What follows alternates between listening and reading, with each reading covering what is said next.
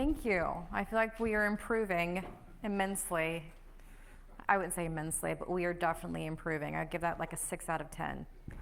All right, so up next, we have someone who speaks fluent Linux, fluent macOS, fluent adversary, and conversational Mandarin? Something along those lines. She's also been my co-conspirator in training partner nations on CTI and adversary emulation. And she is here to walk us through the proposed detonation of Defense Evasion and the beautiful tactics that could arise from those ashes. So please welcome Kat Self.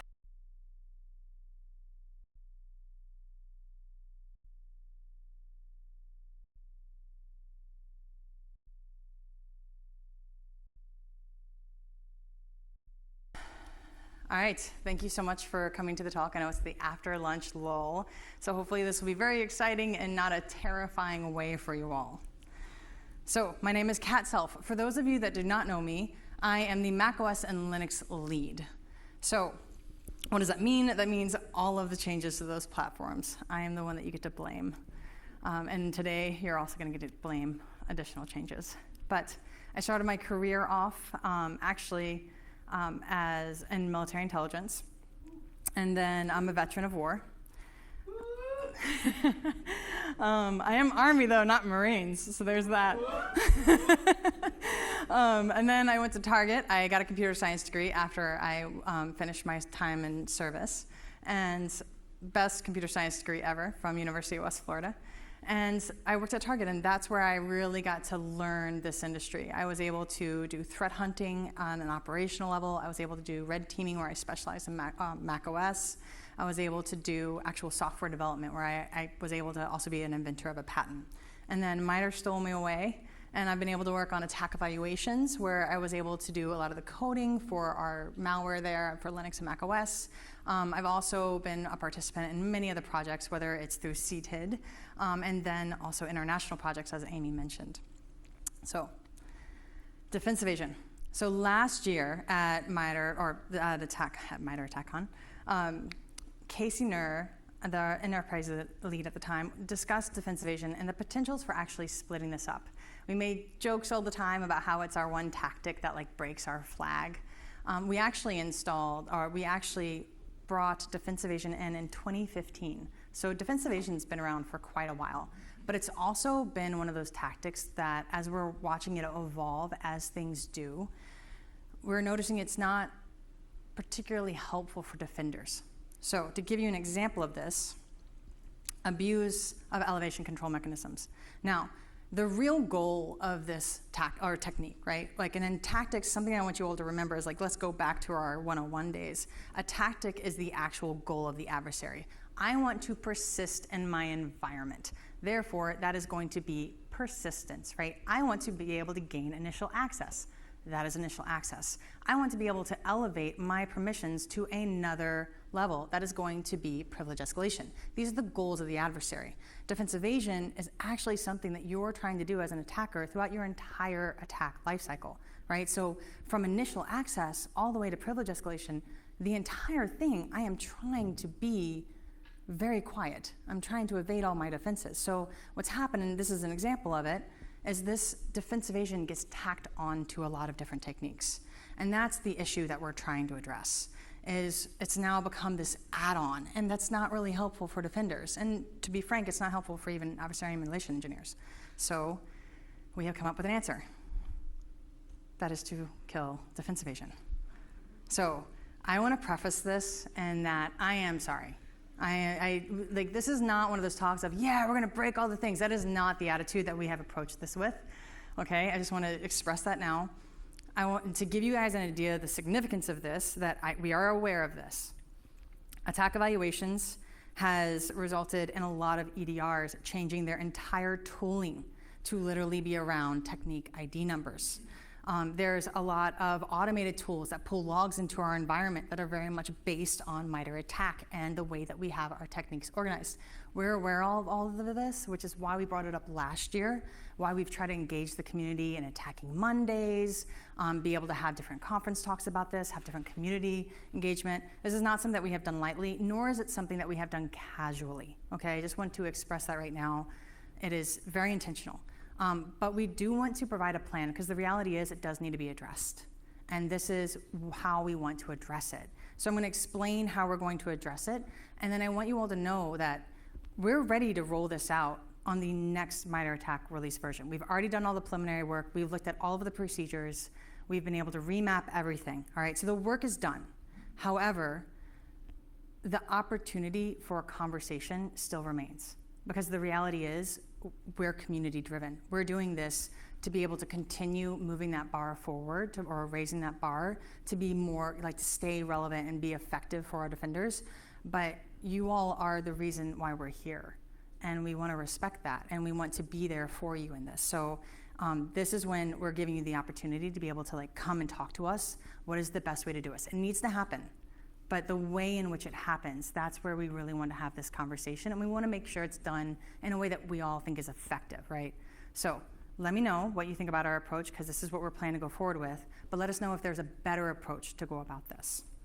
So an example, bind mounts. This is a technique that we added. What this is basically when an adversary uses the bind mount command to take a different directory, put it on top of their process. So when you run PS, what you're going to see is this nice non-malicious directory, rather than you're going to see the malicious directory that actually points to the malware. You can kind of consider it like a symlink. Now, this is a great technique. However, what's the goal? The goal is to actually hide. That's the real goal. You're trying to cover up where your file actually is on this system, right? So if you're manually looking for it, you're not going to see it. So when we looked through all of the techniques with this idea in mind, what we found was this is actually stealth. That is the real goal. How do I be sneaky? How do I hide? So we decided to come up with this tactic as an option. Then we reviewed these techniques again with the lens of what is the goal of the actual adversary. That's when we were like, okay, indicator blocking, Impair Defenses. We literally have a technique called Impair Defenses.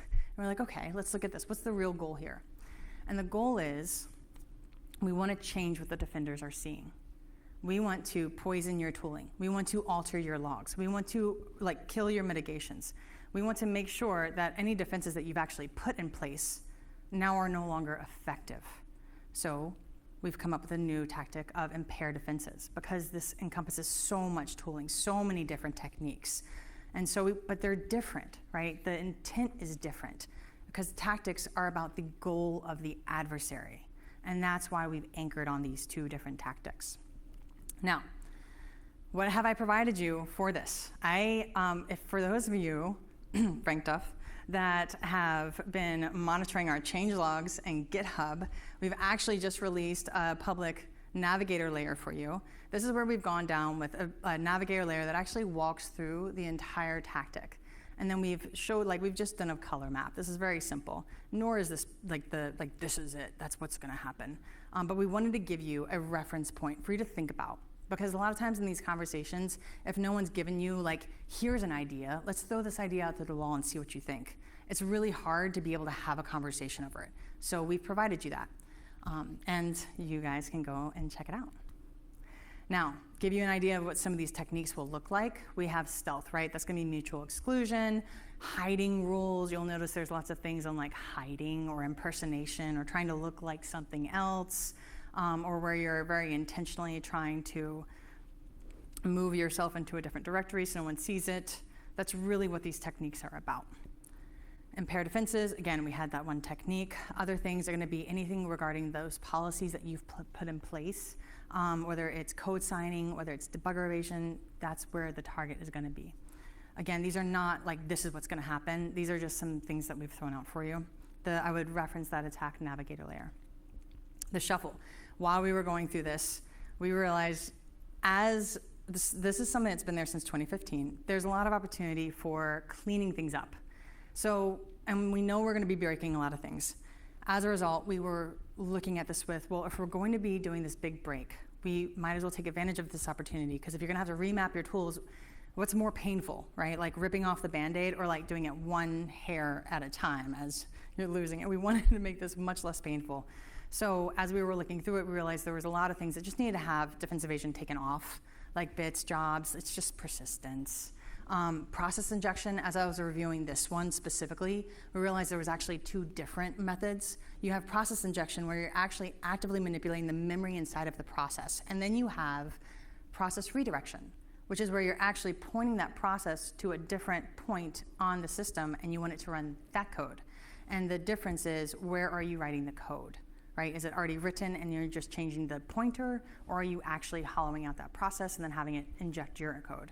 So there's just little things that we kind of were walking through and we're like, some of these could just be cleaned up. Like DLL is another thing with the hijack execution flow. We can actually move a lot of those over into execution because they are different ways to actually execute. And then one thing that we have had many a conversation on, as you can see in red, is modify registry. So I would love to hear your thoughts about this, on what happens if we just delete that technique altogether. Because the reality is, and as we went through the procedures, all 269 of them, we realized this has also suffered from the Defense Evasion kind of mindset, where like you touch the registry, it's modify registry. And when you double tag these techniques, they kind of lose their effectiveness. For those of you that keep talking about valid accounts, we'll get to that later. Not in this conversation, because we had many conversations about this conference.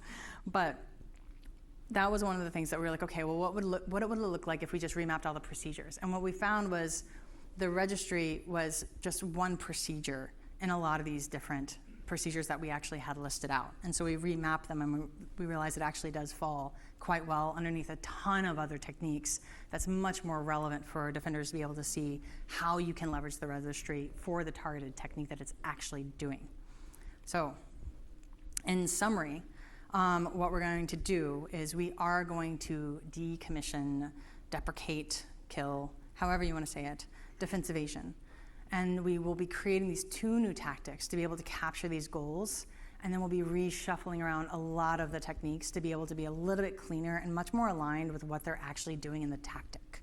We're trying to do this all at once, so that way we're a little bit more gentle in the way that you guys are going to have to readdress a lot of resources to fix a lot of these tools that we might be breaking, or scripts. But really, we need you all to let us know what is the best way that we can do that. That would be helpful for you. What could we provide you? This is community-based after all. So we want to hear how you feel about this, sincerely. There's a reason why I'm presenting this. I have the Navigate later for you. I want that conversation. We are definitely doing ATT&CKing Mondays. For those of you that are not aware, ATT&CKing Mondays are our way as leads to be able to come into a Slack room on given hours just to have a conversation with you, just to be live. So you know you have us live there for a conversation. We may not get to all the questions, but we at least want to start it and then give you the historical context inside the Slack room for those that weren't able to go, to be able to just know, what do we talk about? Are there some decisions? Like, this is your area of influence, right? If you have ideas, then we can even, like, you can drop them in and be like, hey, I'd love to talk about this topic on ATT&CKing Monday. And then we can get to it later then. Because the reality is we're all in different time zones. MITRE ATT&CK supports the entire world. But we want to be able to be accessible to you all and make sure you all feel heard. So you can reach out to us there, and as always, email. Thank you so much.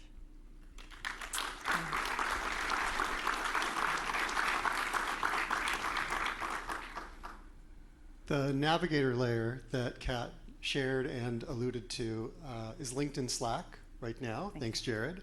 So, Kat, you want our help as ATT&CK users to tell you how to roll this out well. What should I do today to figure out my pain points with the impending change? I would say look at the Navigator layer, look at your tooling.